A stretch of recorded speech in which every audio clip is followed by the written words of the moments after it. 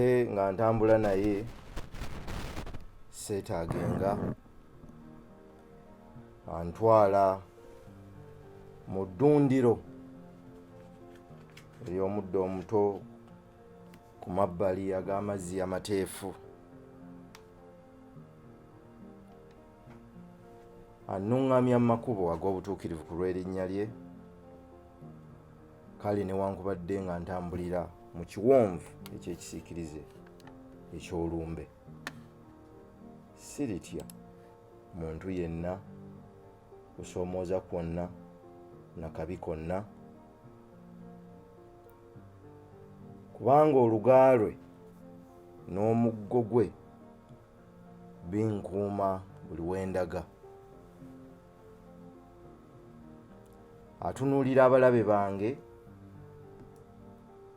n'ateekawo emmeeza mu maaso g'abalabe bange,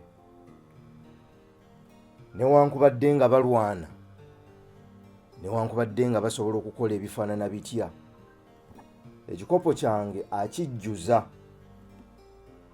n'okuyiika ne kiyiikako. Omukisa agutuwa mu mbeera zonna. Kyetuva twasalawo ne tulayira ne tugamba nti tunaamuweereza nga tukola ebyo bye yatuleetera okukola ku nsi ennaku zonna ezo ze yagereka. Kale kyetuva tumwebaza buli ku makya, buli kiro n'emisana nga tutambula nga tumwebaza olw'ekirabo eky'obulamu n'omukka, olw'ekyokulya n'ekyokunywa, olw'obukuumi bwe, kubanga newankubadde nga tuba na bingi bye tweyaayaanira era bye twetaaga, naye wabeerawo emikisa gy'aba atuwadde ate oba oli awo abalala gye bayaayaanira era gye basabira. Kale okusoomooza mu nsi tekuggwa, wabula weebaza olw'emikisa egyo. Tusaasira nnyo bannaffe abayita mu kunyolwa ne mu kusoomooza okuno okw'enjawulo.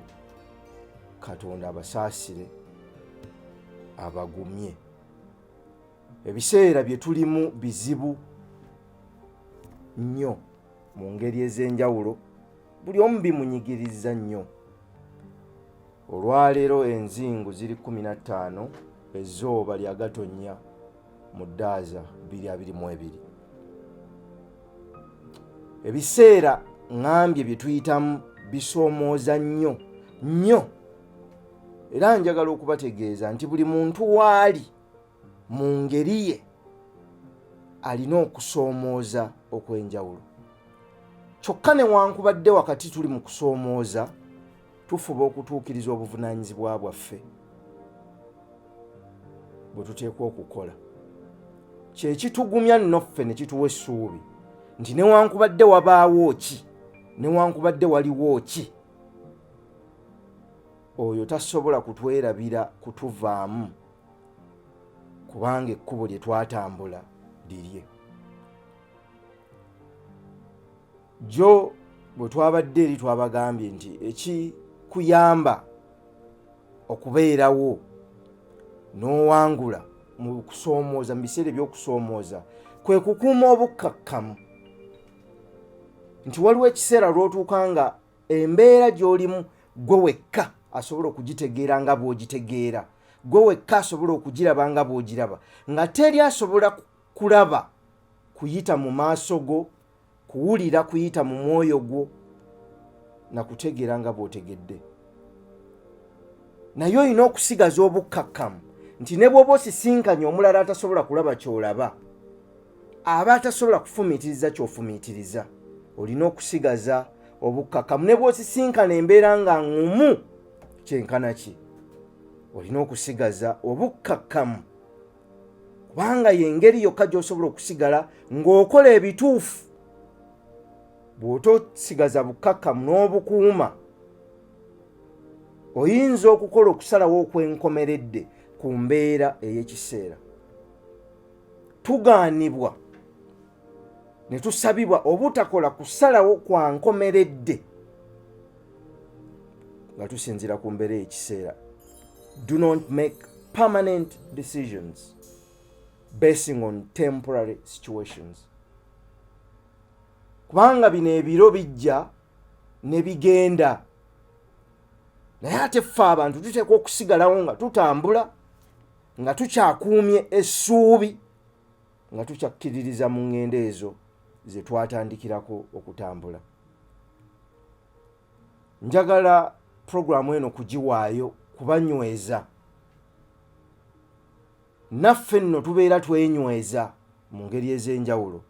Ffe abamu ekituwa essuubi n'ekitunyweza nti buli lunaku oba buli lwa mukaaga wabeerawo omuntu atudde ku rediyo ye ng'akulinze. Omuntu oyo abeera akulinze tayagala kumanya mbeera ki ggwe mw'oli, tayagala kumanya oba oli musanyufu oba nedda, wabula ye aba alinze obuweereza obwo kubanga Katonda yakuteekawo kumuweereza. Nga naawe bw'obeera eyo n'onninda okujja buli lwa mukaaga okukola kino kye nteekwa okukola, kye mmanyidde ddala nti nteekwa okukikola, naawe nno munnange abalala bwe bakulinze. Kale tuteekwa okukkiriza wakati mu kunywezebwa, wakati mu kusoomoozebwa, tuteekwa okukkiriza okutalekangayo kukola kye tuteekwa kukola, naye n'okusingira ddala okukuuma obuntu bulamu. Obuntu obwo bwe butuyamba okukkakkana, newankubadde ng'olina bingi by'osobola okukola ebikusoomooza n'abantu abakusoomooza, naye n'osigala ng'okuumye obukkakkamu kubanga okimanyi nti Katonda akuwadde okubikkulirwa n'okutegeera, okulengera ekijja. Kyova okuuma obukkakkamu.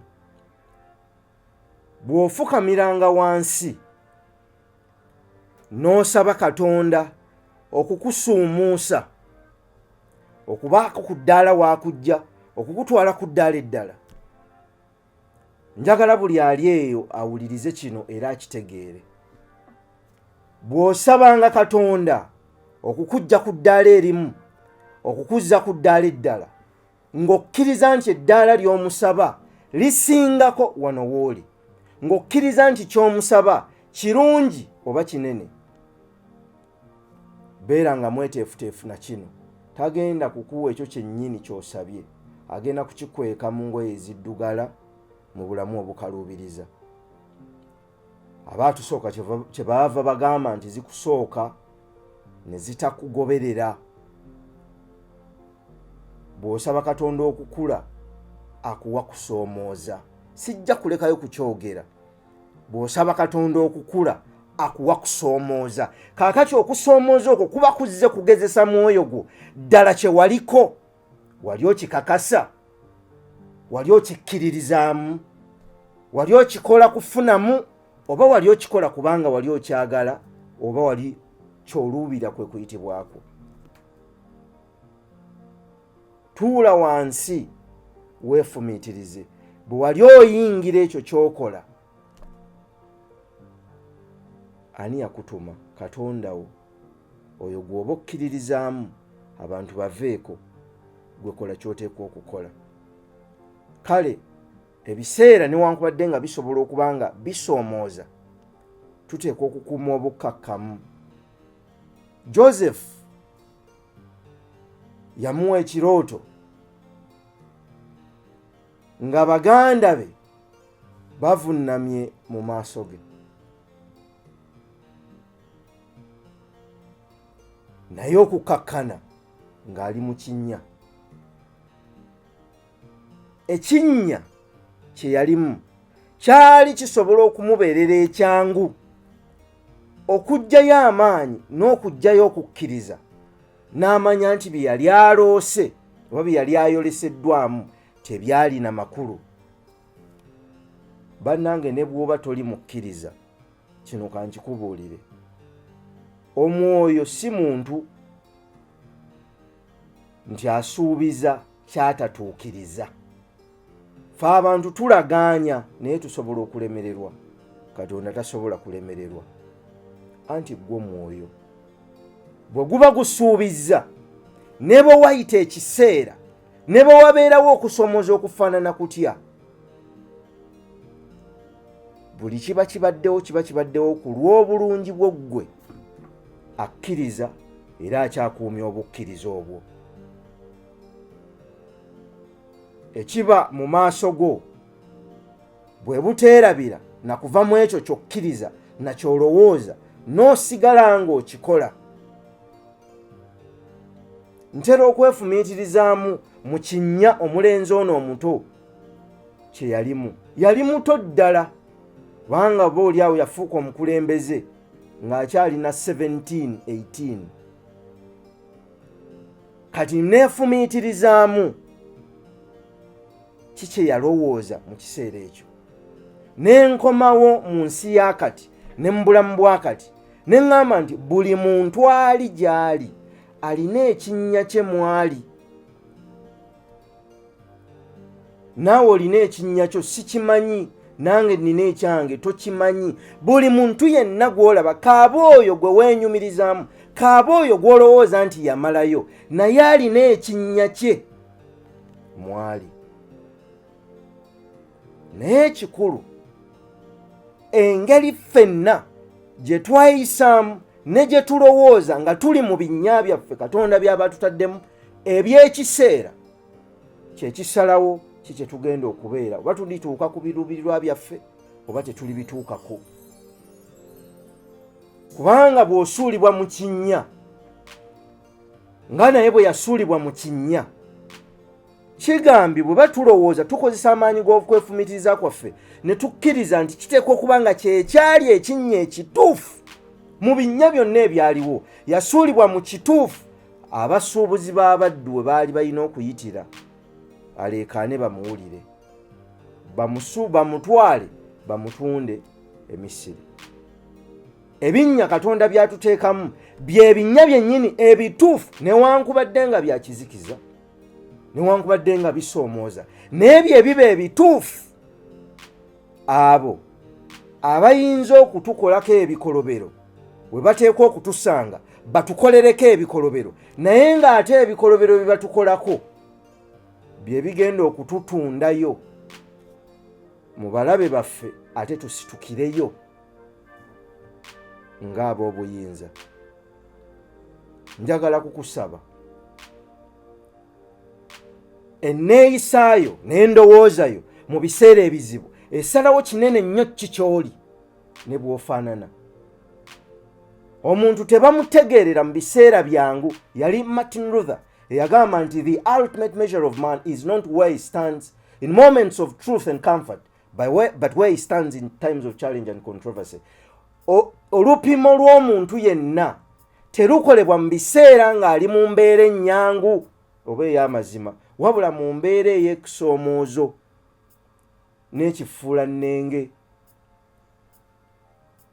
Tutegeera ky'oli mu biseera ebizibu n'ebiseera ebisoomooza, era nkukakasa ggwe ali eyo, omuntu bw'akulaganga embeera ye embi mu biseera by'ayitamu ng'agamba nti asoomoozebwa, okkirizanga nti ekyo kyali, kubanga tusanze bannaffe bangi abalina ebiseera ebizibu n'obulamu bwabwe nga buzibu, naye nga bakyosobola okuyimirirawo ne bakola ekyo kye bateekwa okukola.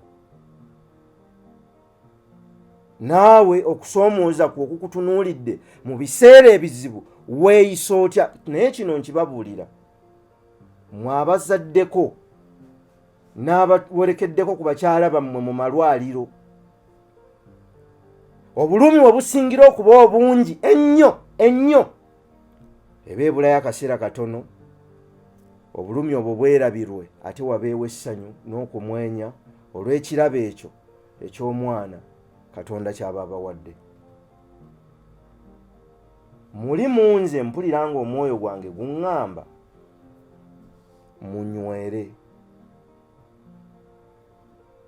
munywere. Tebagambangako nti ensi nnyangu, ensi eyanguyira oyo yekka asizza omukka gwe ogusembayo. Obanga ozuukuka ku makya n'otambula okugenda gy'ogenda, tebagambangako nti bijja kuba byangu. Baasuubiza ekintu kimu nti tujja kuwangula, naye tebaayogera kigenda kutwala kiseera ki? Tebaayogera nti okuwangula okwo kugenda kubeera kutya. Yaasuubiza ekintu kimu nti ojja kutuuka ne bw'onooyimirizibwa mu kkubo, ne bw'onookolwako ebikolobero mu kkubo, ne bw'onoofuna embeera ekusoomoza okukwenkana ki, yasuubiza nti ojja kuggusa olubimbi kubanga alukulembedde si muntu alina omubiri wabula mwoyo mwereere. Ate era gwe guyina n'obuyinza kwegya emyoyo emirala egiyina emibiri egitigomya abalala, oba oli awo n'eginyigiriza abalala okulowooza nti jjo gya kitalo. Wabula ye alina ebiseera bye takeerewa, atonnyesa enkuba mu nsi mu biseera by'aba ayagadde. Ng'oli bwe yali mu kinnya, naawe olina ekinnya kyo eky'obulamu bwo. Ekikulu, olowooza otya, weeyisa otya, okola otya. Nga bw'osoomooza njagala omanye nti ne munno oyo akuliraanye asoomooza. Nga bw'onyigirizibwa njagala omanye nti ne munno oyo akuliraanye alina ebimunyigiriza. Sigala ng'oli muntu, fuba! Kubanga ekiseera kibulayo kitono, buli nsigo gy'oteeka mu ttaka ejja kumera. Naye batusuubiza nti bw'emera okungula emirundi 7. Anti eyasiga ttani takungula ttani, akungula ezisobamu. Lazima ensi eno terekwako bbanja. Kyenva mbakubiriza mmwe okusigalanga nga weeyisa bulungi mu mbeera zonna, okunywezanga ekyo ky'okola, okukkiririzanga mu kkubo eryo lye wayitibwamu, okukuuma essuubi ly'ekyo ky'okola, okusigala ng'okitunuulidde n'amaanyi go n'obulamu bwo n'ensimbi zo n'ebiseera byo n'essanyu lyo na buli kimu kyonna ky'olina ekikyo n'okiwaayo okukola ekyo ky'olina okukola. Sigazi obukkakkamu, embeera ya kiseera ejja kukomekkerezebwa. Ate bw'olisanyuka weerabirizibwa, olyerabizibwa ebyo byonna by'oyiseemu. Naye ate obanga mugezi ojjukiranga nnyo ebyo by'oyize mu mbeera ezo. Kugambye Katonda bw'aleeta okusoomooza, kabonero akalaga nti akukuza. Wabula oba olina okubikkula amasomo ageekwese mu kusoomooza osobole okubeera omuntu oyo yennyini gw'ayagala. Njagala okubeebaza mwenna abawuliriza puroguramu eno, Dr. Nambatya Grace n'omwami n'abaana wabala okuwuliriza puroguramu eno. Alina mwannyinaze muwala we Liza Nakiyingi, musawo, naye yatandika Zamuri Hair Network. Alwanirira enviiri ez'obutonde, kubanga wano tulina abantu abagamba nti ono human hair. Bagula enviiri ez'abantu ne bazambala ku mitwe gyabwe. Kirungi, bulungi, naye oba oli awo tekisaanidde. Naye buli muntu aba n'eddembe lya nti kale ono agamba nti omuntu asobola okubeera n'enviiri ze ez'obutonde n'ayiga buyizi bwe baziriisa na bwe bazirabirira n'asigaza obulamu n'obuteesigasiga nnyo bintu ebyo mu mitwe, anti mwe muvudde ebizibu ebisinga obungi. Njagala nnyo ndabire mwannyinaze Liza Nakiyingi. Waliwo muganda wange Julius Kaweesi, bizinensi yagitandikidde mu puroguramu eno, manya ky'oli, manya omulimu gwo. Summer Transporters, atambuza konteyina, atambuza ebintu bye kaakano bingi, avuga ebyamaguzi. Bw'ogula emmotoka agireeta, mujja kunnoonya. Bano bonna abasinga ne be twawandiikako mu bitabo byaffe baanywezebwa nnyo, ate bangi baatandikira mu puroguramu manya ky'oli, manya omulimu gwo. Kale buli lwensanga omuntu afunidde ekirowoozo wano n'akikkiririzaamu era n'akikola, nange nfuna essanyu nti oba oli awo bino bye tukola birina bye bikwatako ne bibagasa.